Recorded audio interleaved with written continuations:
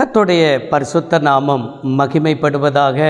எனக்கு அருமையான கர்த்தருடைய பிள்ளைகளே, புதிய ஆண்டிலும் கூட எங்களுடைய திருச்சபையின் சார்பாக இனிய புத்தாண்டு நல்வாழ்த்துக்களை தெரியப்படுத்திக் கொள்கிறோம்.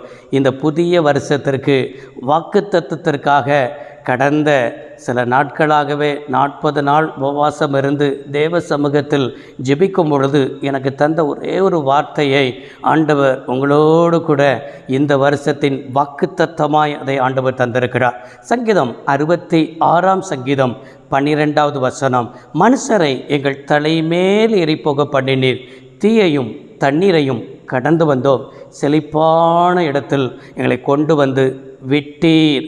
சர்வ வல்லமையுள்ள தெய்வமே, எங்கள் அருமை தகப்பனே, இந்த புதிய ஆண்டுக்காக நன்றி.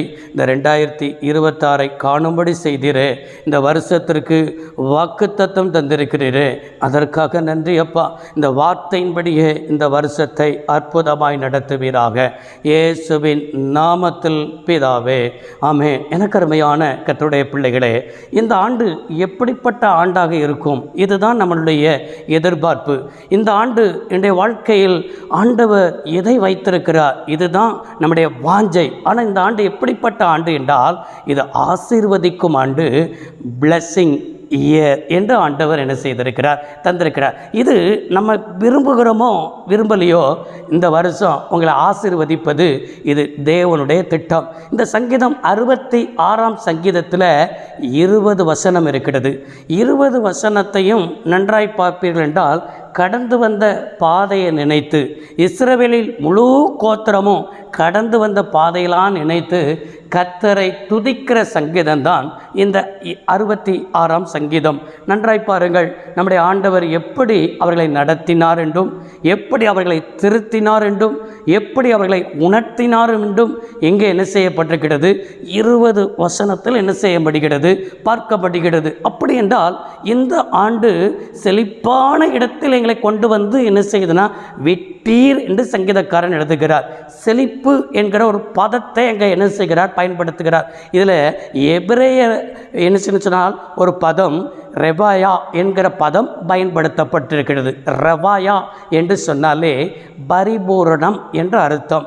செழிப்புனாலே நம்ம என்ன செய்வோம்? பணம், ஐஸ்வர்யம், இதுதான் செழிப்பு நினைப்போம். ஏதோ ஒரு விஷயந்தான் செழிப்பு என்று நினைப்போம். அப்படி அல்ல, செழிப்பு என்கிற பதத்திற்கு முழுவதும், அதாவது பரிபூரணம் என்பதை தான் இங்கே ஆவியானவர் சுட்டி காண்பித்து எழுதியிருக்கிறார். அப்படின்னா நம்ம இருக்கிற இடத்தை கர்த்தர் செழிப்பாக மாற்றுவார்.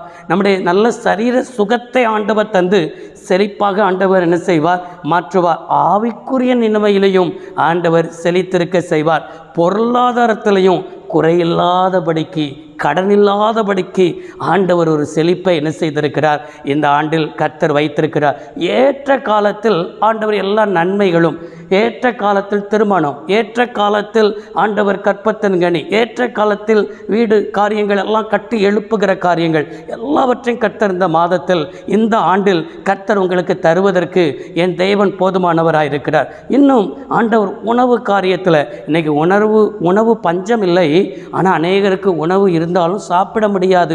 ஆண்டவர் எல்லாவற்றையும் சாப்பிட்டு நீங்கள் புஷ்டியாக இருக்க கர்த்தர் என்ன செய்வார், அவர் கிருபையை தருவார். அது மாத்திரமல்ல, நல்ல நண்பர்கள், நல்ல பெற்றோர்கள், நல்ல மனைவி, நல்ல என்ன சின்ன பிள்ளைகள் நமக்கு ஆண்டவர் நல்ல சுற்றிலும் ஆண்டவர் இப்படிப்பட்ட நன்மைகளை தந்து, பரிபூர்ண நன்மைகளை தந்து உங்களை ஆசீர்வாதமாய் மாற்றுவது தான் இது ஒரு செழிப்பின் ஆண்டு, இது உங்களை ஆசீர்வதிக்கிற ஆண்டு என்று ஆண்டவர் என்ன செய்திருக்கிறார், ஆண்டவர் பேசியிருக்கிறார்.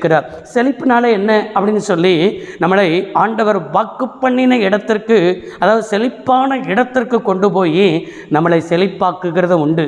இஸ்ரவேல் ஜனங்களை வாக்கு பண்ணினார், கானான் தேசத்தை ஆண்டவர் அவர்களுக்கு வாக்கு பண்ணினார். அந்த கானான் தேசத்தில் கட்டாத வீடு, தோண்டாத துறவு, அது மாத்திரமல்ல நடாத திராட்சை தோட்டம், இதெல்லாம் ஆண்டவர் அவர்களுக்கு ஏற்கனவே திட்டம் பண்ணி அந்த இடத்திற்கு கொண்டு போய் அவர்களை செழிப்பாக்கினார். அதே போல அனுபவமும் ஆண்டவர் திட்டம் வைத்திருக்கிறார். அந்த திட்டமும் நம்முடைய வாழ்க்கையில் என்ன செய்யும், நிறைவேறும். இன்னும் சொல்ல வேண்டுமென்றால், நாம் இருக்கிற இடத்தையும் நம்ம மூலமாக செழிப்பாக்குவார். நம்முடைய குடும்பத்தை, நம்ம இருக்கிற தெருக்களை, நம்ம இருக்கிற பட்டணத்தை நீங்கள் ஆசீர்வாதத்தை கொண்டு வருகிற பாத்திரமாக என் தேவன் மாற்றியும் நீங்கள் அவருடைய நீதியின்படி நியமங்களின்படி செஞ்சால் ஆண்டவர் உங்களை செழிப்பாய் ஆண்டவர் மாற்றுவேன் என்பதாக என் ஆண்டவர் அழகாக இந்த நாட்களில் பேசி கொண்டிருக்கிறார். நம்முடைய தேவன் எப்படிப்பட்டவர் தேவன் தெரியுமா?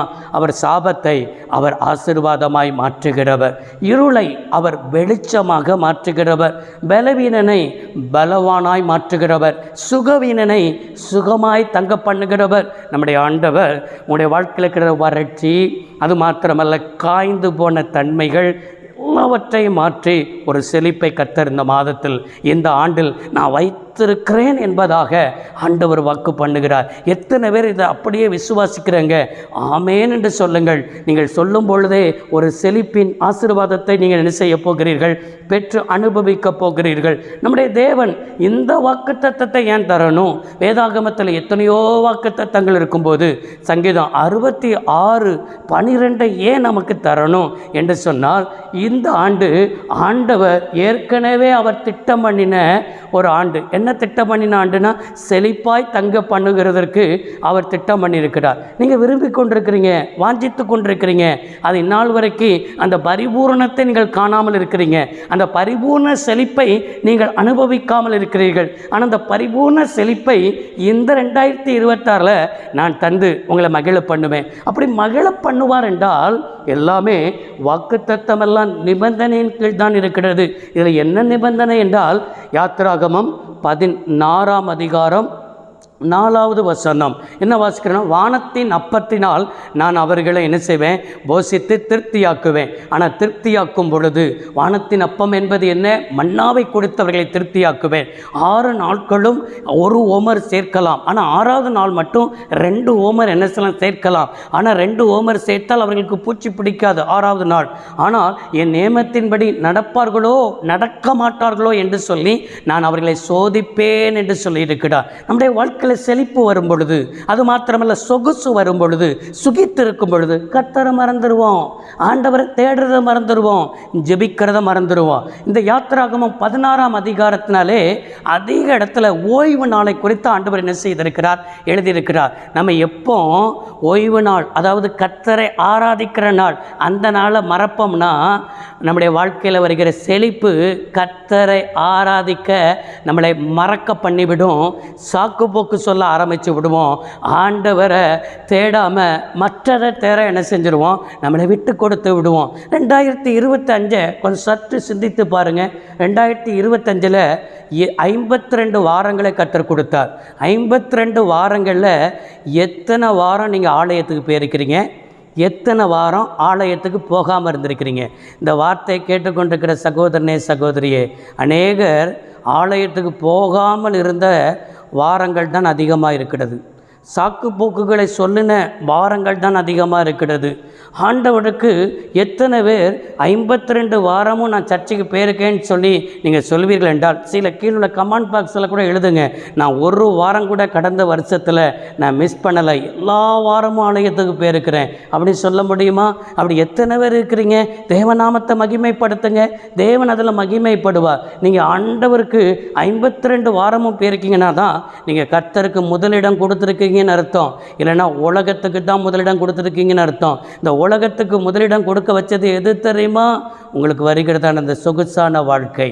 பாடுகள் வரும்பொழுது, பிரச்சனைகள் வரும்பொழுது எப்படிலாம் ஆண்டவருடைய சமூகத்தில் விழுந்து போனீங்க.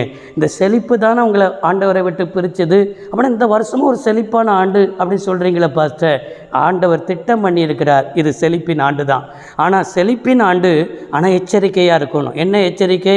அவருடைய நீதியின்படி நியாமத்தின்படி நடப்போமோ நடக்க மாட்டோமோ என்று கர்த்தர் உங்களை சோதித்து அறிகிற ஆண்டு இது என்பதை என்ன செய்யணும்? நீங்கள் தீர்க்கமாய் விளங்கிக் கொள்ளுங்கள். சரி, ஒரு 3 காரியத்தை மாத்திரம், என்னென்ன செழிப்பெல்லாம் என்று சொல்லி கர்த்தர் வைத்திருக்கிறார் என்று சொல்லி ஒரு 3 செழிப்பை மாத்திரம் பார்த்து உங்களுக்காக இந்த புதிய வருஷத்தில் உங்களை ஆசீர்வதித்து ஜெபிக்கலாம் என்று சொல்லி நான் கர்த்தருக்குள் என்ன செய்கிறேன்? ஆவியில் நடத்தப்படுகிறேன். முதலாவது அங்கே என்ன சொல்லப்பட்டிருக்கின்றால், சங்கீதம் 66:12 3 காரியம் இருக்கிறது. மனுஷன், தீ, தண்ணீர் என்று 3 வருகிறது. முதலாவது, மனுஷரை எங்கள் தலைமேல் ஏறி போக பண்ணினீர் என்று சொல்லப்பட்டிருக்கிறது. முதலாவது செழிப்பு என்ன? தலை குனிந்த இடத்தில் தலை நிமிர பண்ணி செழிப்பாக்குவார். உங்களுடைய வாழ்க்கையில் எங்கெல்லாம் தலை குனிஞ்சு போனீங்களோ, எதெல்லாம் உங்களுடைய வாழ்க்கையில் தலை குனிவு போல வந்ததோ, பழைய நாட்களில் ஒரு யுத்தவரன் கீழே விழுந்து போனான் என்றால் அவன் மேல் குதிரைகளை ஏறி அவனுடைய தலையை என்ன செய்வார்கள்? நசுக்குவார்கள். இன்னும் சொல்ல வேண்டும் என்று சொன்னால், ஒரு யுத்த வீரனோ இல்லைன்னா எதிரியோ அவன் யுத்தத்தில் தோற்கடிக்கப்படும் பொழுது அவன் தலை மேல் என்ன செய்வார்கள்? ஏறி போவார்கள். அவன் தலைமேல் ஏறி போகி எதிரியை என்ன செய்வார்கள் என்று சொன்னால் அவர்கள் மடக்கடிப்பார்கள். எதிரியை அவர்கள் அல்லேலூயா அவர்களை கீழே தள்ளி விடுவார்கள். இப்படி அவமதிக்கப்படுகிறதைப் போல, நசுக்கப்படுகிறதைப் போல, தலை குனிஞ்சு போகிறதைப் போல உடைய வாழ்க்கையில் அனுபவங்கள் நேரிட்டதோ, வேலை பார்க்கிற இடத்துல நேரிட்டதோ, உங்களை உடன் படிக்கிறவர்கள் மத்தியில் நேரிட்டதோ, உடன் பிறப்புகள் மத்தியில் நேரிட்டதோ, எந்தெந்த இடத்துலாம் தலை குனிஞ்சு போய் இந்த இடத்துலாம் தலை குனியக்கூடாதுன்னு நினச்சேன், தலை குனிஞ்சிட்டேனே, அவமதிக்கப்பட்டுட்டேனே, அசிங்கப்பட்டுட்டேனே, ஏன் ஆண்டவர் இந்த பாதையின் வழியாக என்ன நடத்துகிறார்? சில காரியங்கள் உங்களை கனவீனத்துக்கு நேராக, சில அவமதிப்புக்கு நேராக தேவன் நடத்துகிறார் என்றால் உங்களை ஆண்டவர் நிராகரிப்புக்காக அல்ல, உங்களை அழிப்புக்காக அல்ல, உங்களை சிங்காசனத்துக்கு நேராய் அவர் வாக்கு பண்ணினதுக்கு நேராக தான் தேவன் உங்களை நடத்தி கொண்டிருக்கிறார் என்பதை நீங்கள் சற்றாகிலும் சந்தேகப்படாமல் விசுவாசிக்க வேண்டும். யோசேப்பின் அனுபவத்தை எடுத்துக்கொள்ளுங்கள். 17 வயதில் இருக்கையில் தகப்பனோடு கூட இருக்கிறான். அவன் சகோதரர்கள் துன்மார்க்கமான காரியத்தெல்லாம் தகப்பனுக்கு சொல்லி வருகிறான். இந்த நிமிடத்தில் கர்த்தர் அவனுக்கு சொப்பனத்தை கொடுக்கிறார். சொப்பனத்தை சகோதரத்தில் பகிர்ந்து கொள்கிறான், தகப்பனத்தில் பகிர்ந்து கொள்கிறான். நானா உன்னை வணங்க வேண்டும், உன்னிடத்திலையா நாங்கள் பணிந்து குனிய வேண்டும் என்று சொல்லி சகோதரர்கள் அவனை என்ன செய்கிறார்கள் என்று சொன்னால் அவனை குழியில் தள்ளி போடுகிறார்கள். அவன் மேலே என்ன செய்ய அவனை தள்ளி விடுகிறார்கள். போத்திபாரத்தில் விற்கப்படுகிற நிலைமை, சிறைச்சாலையில் தள்ளப்படுகிற நிலைமை, எத்தனை குற்றச்சாட்டுகளின் அனுபவம். இப்படிலாம் யோசேப்புடைய வாழ்க்கையில் வந்ததற்கு காரணம் என்ன? ஆண்டவர் ஏன் அந்த யோசேப்புடைய வாழ்க்கையில் இப்படிப்பட்ட பாதையை ஆண்டவர் வைத்தார்? இப்படிப்பட்ட பாதையை வைத்ததான பிரதானமான நோக்கமே ஆண்டவர் அவனை சிங்காசனத்தில் வைத்து அழகு பார்ப்பதற்கு.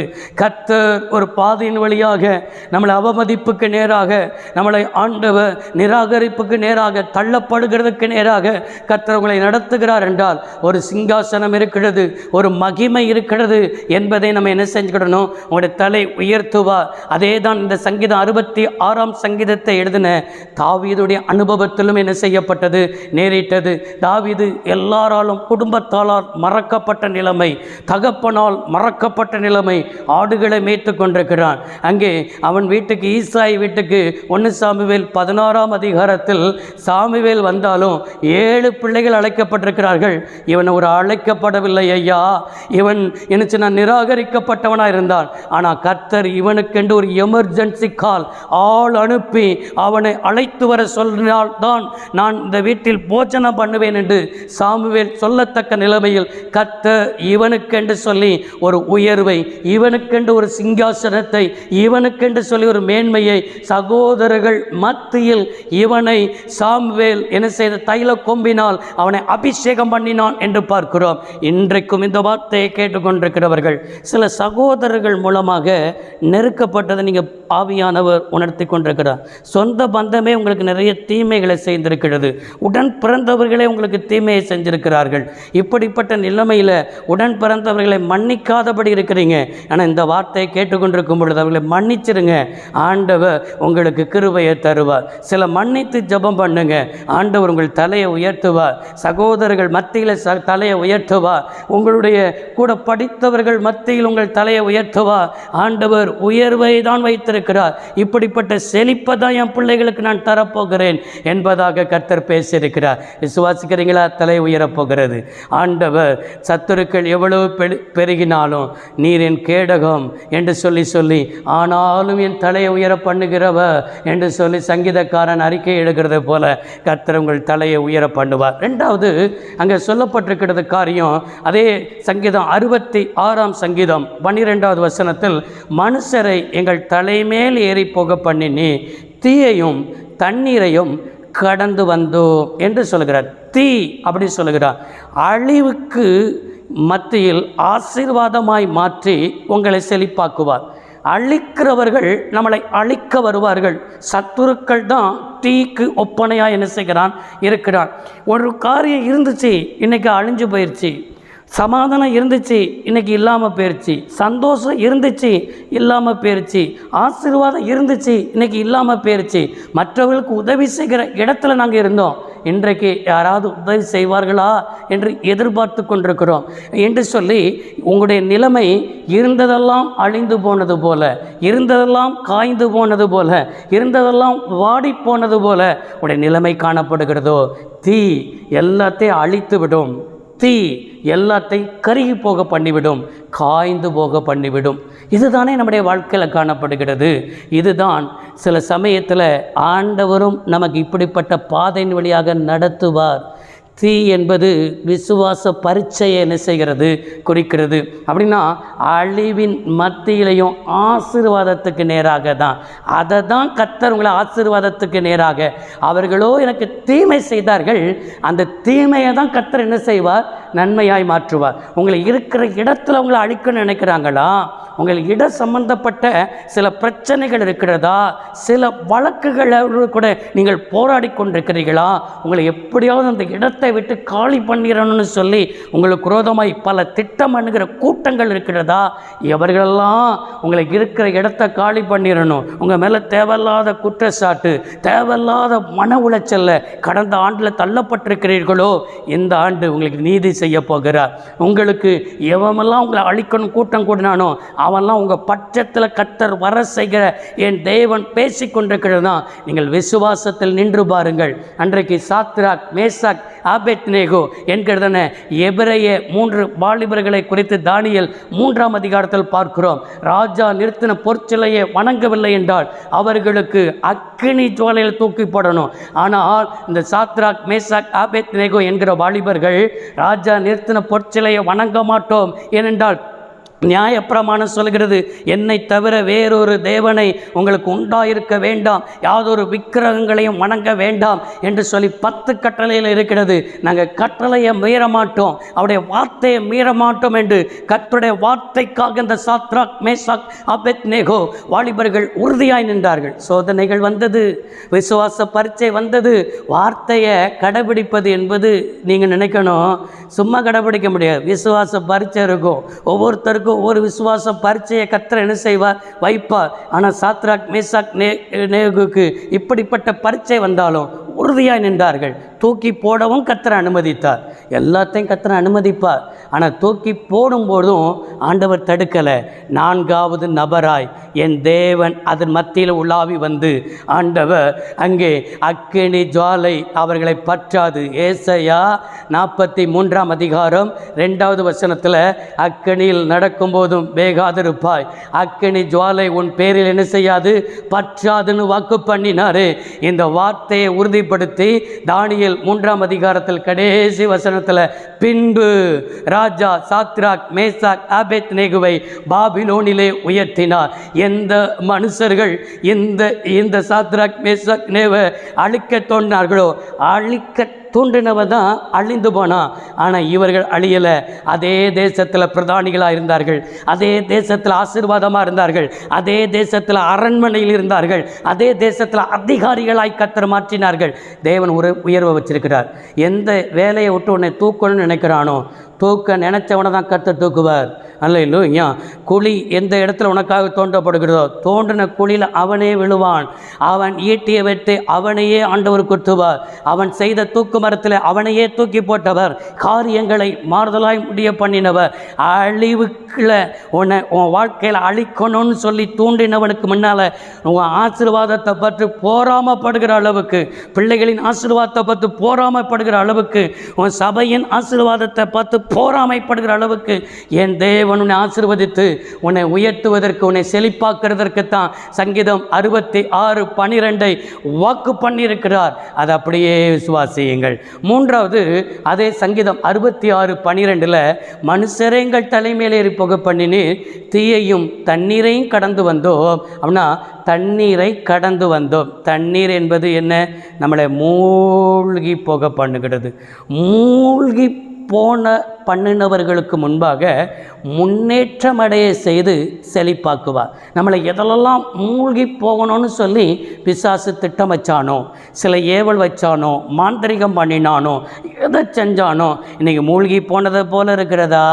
உங்கள் வாழ்க்கை மூழ்கி போன நிலைமையை போல காணப்படுகிறீர்களா? சொந்து போகாதீங்க.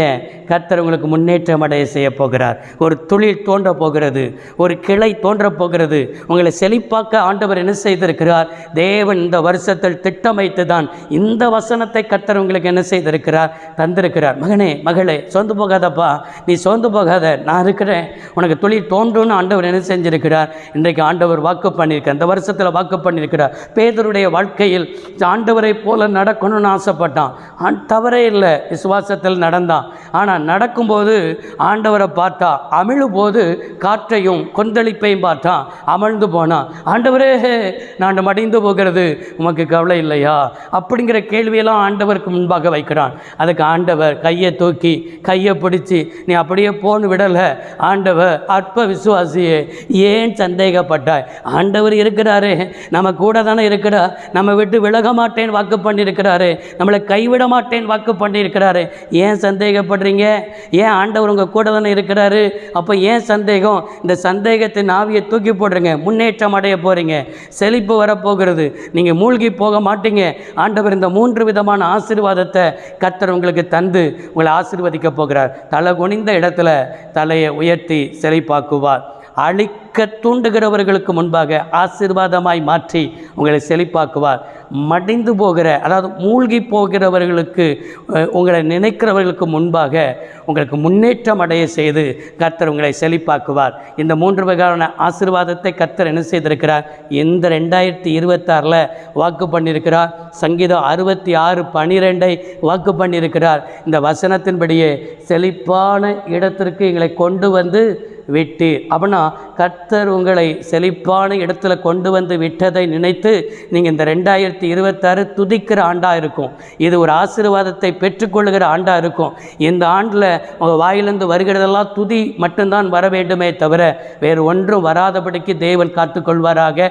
கர்த்தரை நம்புகிறவனோ செழிப்பான் என்று சொன்ன வார்த்தையின்படி அவரை நம்பியிருங்கள். எல்லாவற்றிலையும் தேவன் உங்களுக்கு உதவி செய்து உங்களுடைய வாழ்க்கையில் அற்புதமாய் நடத்துவார். ஜெபிப்போம். சர்வ வல்லமையுள்ள தேவமே, அருமை தகப்பனே, இந்த வார்த்தையின்படியே பிள்ளைகளை ஆசீர்வதிக்கிறோம். சங்கீதம் 66:12 வசனம் நிறைவேறுவதாக.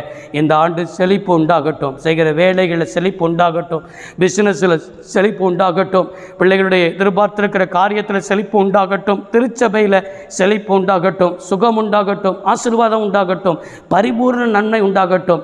சங்கீதம் 66:12 செழிப்பான இடத்துல எங்களை கொண்டு வந்து விட்டீர் என்று சொன்ன வார்த்தையின்படியே அப்படியே இந்த வாக்குத்தத்தம் அந்த ஆண்டில் நிறைவேறட்டும் என்று பிதா, குமாரன், பரிசுத்த ஆவியாகிய திரியேகத்தினுடைய நாமத்தில் ஊழியக்காரனாகிற அடியேன் மனதார ஆசீர்வதிக்கிறேன். இந்த ஆசீர்வாதம் இந்த ஆண்டு முழுவதும் நன்மையும் கிருபையும் தொடரும் என்று சொன்னது போல இந்த ஆசீர்வாதம் தொடரட்டும் என்று ஆசீர்வதிக்கிறோம்.